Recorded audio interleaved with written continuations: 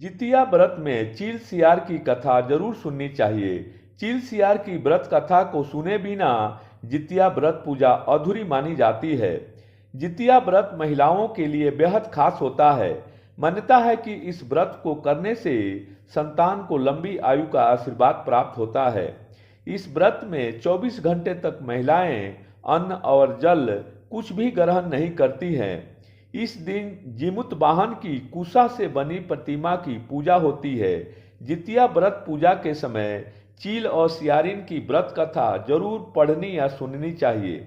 आइए जानते हैं इस कथा को। एक वन में सेमर के पेड़ पर एक चील रहती थी और उसी के पास में झाड़ी में एक सियारिन भी रहती थी।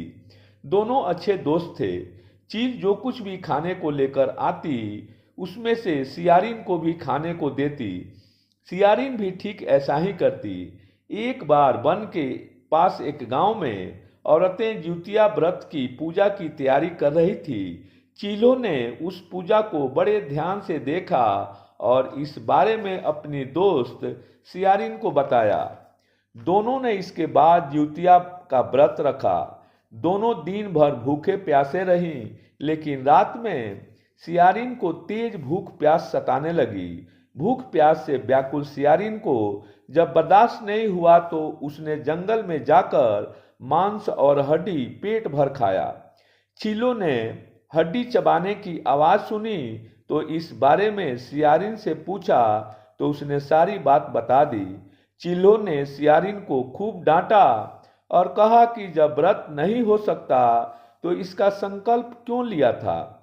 सियारिन का व्रत भंग हो गया, लेकिन चीलों ने विधि विधान से व्रत पूरा किया। अगले जन्म में चील और सियारिन दोनों मनुष्य रूप में राजकुमारी बनकर सगी बहनें हुई।